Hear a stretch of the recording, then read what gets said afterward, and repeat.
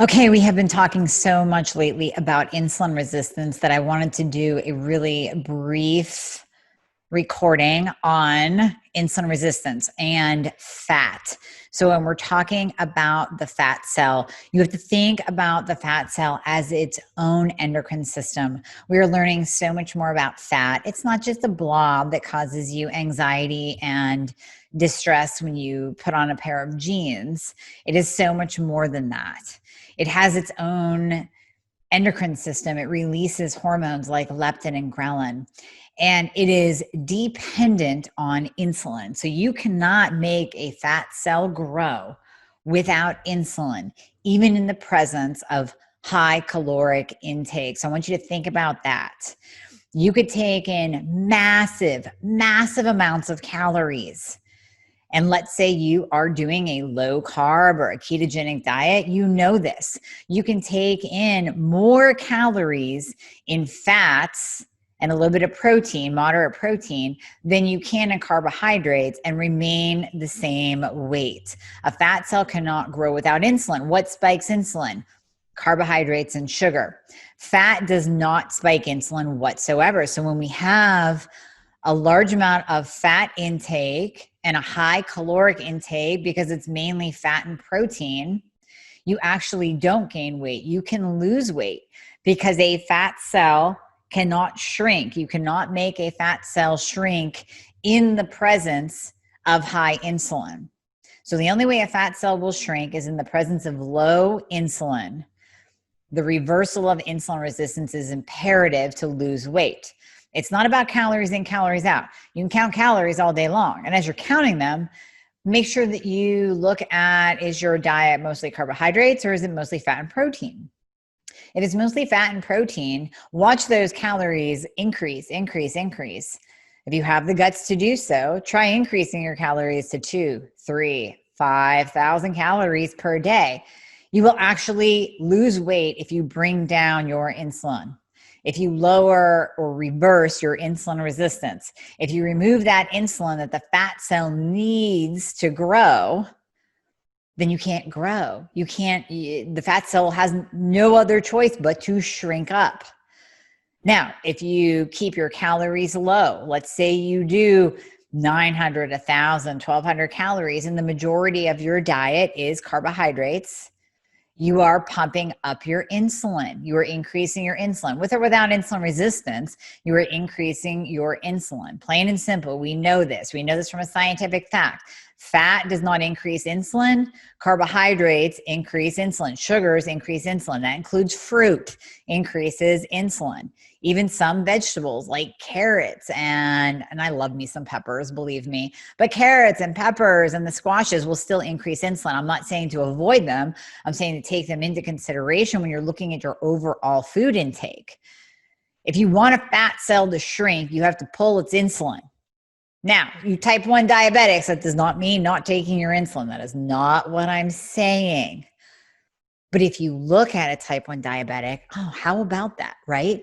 So type 1 diabetics need insulin to survive. We need insulin. I say this all the time in every insulin resistant recording, video, audio, podcast that I have done.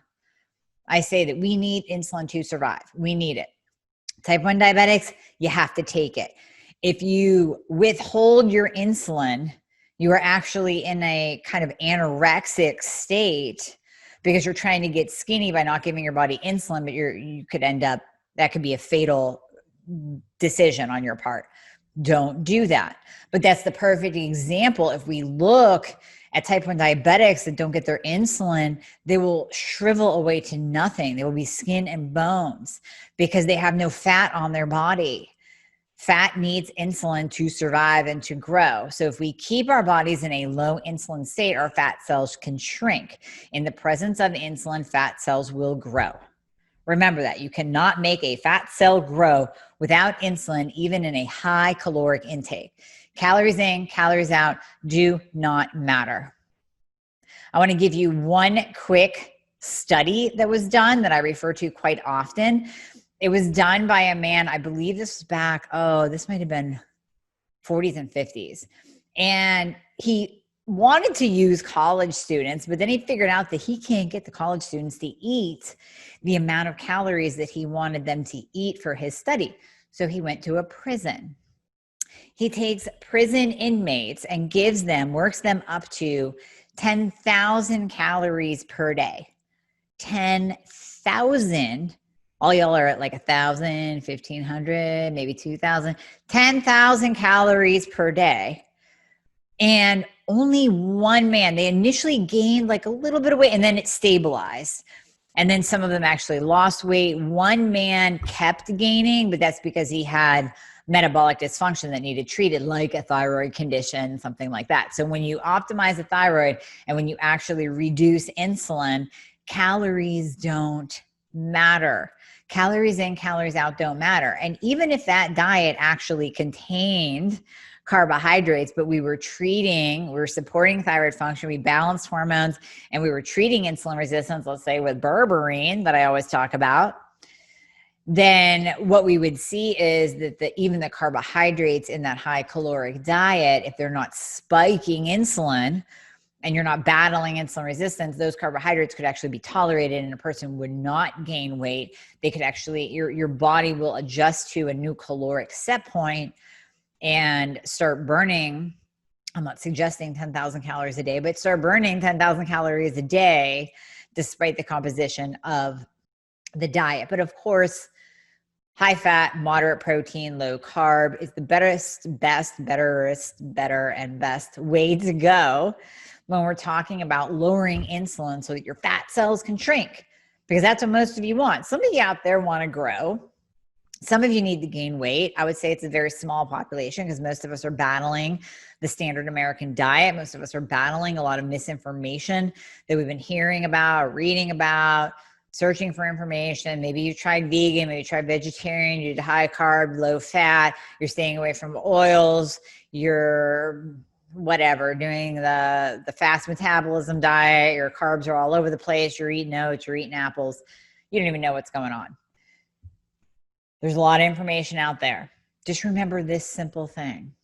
If you have insulin resistance and you're trying to lose weight, if you continue to pump up your insulin, then your fat cells will grow. If you lower your insulin through whatever means, whether it's changing your diet, using berberine, I mean, you should change your diet anyways. Berberine is not going to override McDonald's and fast food, but if you change your diet, maybe add in a little bit more fat, maybe open your mind to some protein, lower those carbs. Holy cow, Riley just heard the door open. Then you will be able to shrink your fat cells. Thank you. Share this and write a review for me too, by the way. Go to iTunes. I know I still say iTunes. Apple Podcasts, Spotify. It's on Amazon Music now. The Thyroid Fix podcast. Share it. Listen to it, write a review for me. It would be much appreciated.